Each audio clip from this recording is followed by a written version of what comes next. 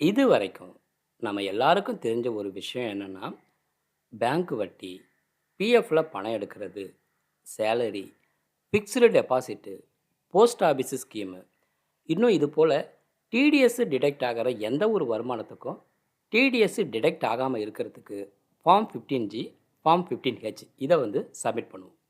ஆனால் ஏப்ரல் 1, 2026 தேதியிலிருந்து இந்த சிஸ்டம் முழுசாகவே மாறிடுச்சு.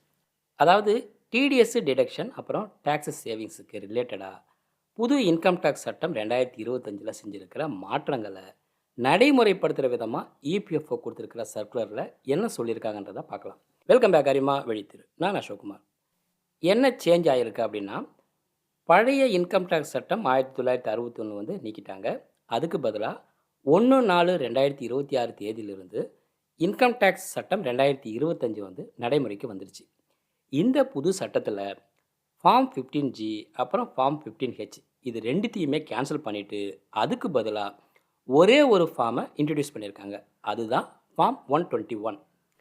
இந்த ஃபார்ம் 121 வந்து யாருக்காக அப்படின்னா, இந்த ஃபார்ம் வந்து எல்லாருக்குமே இல்லை. அதாவது நீங்கள் வந்து இந்தியன் ரெசிடெண்ட்டாக இருக்கணும். அடுத்து அந்த வருஷத்தில் உங்களுக்கு டேக்ஸ் பேயபிள் வந்து 0வாக இருக்கணும். அதாவது நில் ரிட்டர்னை ஃபைல் பண்ணியிருக்கணும். அதாவது உங்களுக்கு இன்கம் இருக்கலாம், ஆனால் டேக்ஸ் பேயபிள் இல்லைன்னா மட்டும் இந்த ஃபார்மை யூஸ் பண்ண முடியும் அப்படின்னு கொடுத்துருக்காங்க. இந்த ஃபார்மை எப்படி ஃபில் பண்ணணும்? இதுதான் அந்த ஃபார்மை. இந்த ஃபார்மில் வந்து 2 பேஜ் இருக்கும். அதாவது part A, part B. Part ஏவை வந்து நீங்கள் ஃபில் பண்ணணும். உங்களோட இன்கம் டீட்டெயில்ஸு, டிக்ளரேஷனு, சைன் இதுதான் முக்கியம். அடுத்து பார்ட் பி வந்து சம்மந்தப்பட்ட ஆஃபீஸில் ஃபில் பண்ணணும். அடுத்து முக்கியமான பாயிண்ட் என்னென்னா, இந்த ஃபார்ம் 121 கம்பல்சரி இல்லை. நீங்கள் சப்மிட் பண்ணலை அப்படின்னா என்ன ஆகும்னா, டிடிஎஸ் ஆட்டோமேட்டிக்காக டிடெக்ட் ஆகும். அதனால தான் இந்த ஃபார்மு ரொம்ப முக்கியம்.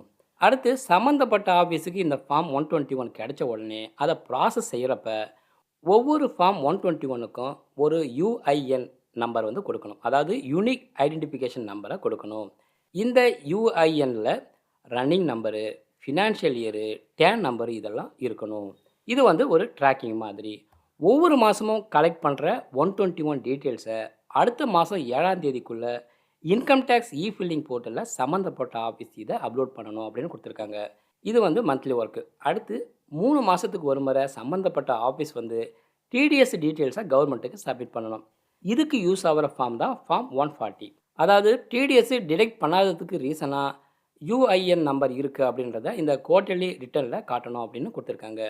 இதுவே 1 ஏப்ரல் 2026க்கு அப்புறமா யாராவது ஃபார்ம் 15G, ஃபார்ம் 15H இதை வந்து சப்மிட் பண்ணியிருந்தால் அதை ரிஜெக்ட் பண்ணக்கூடாது.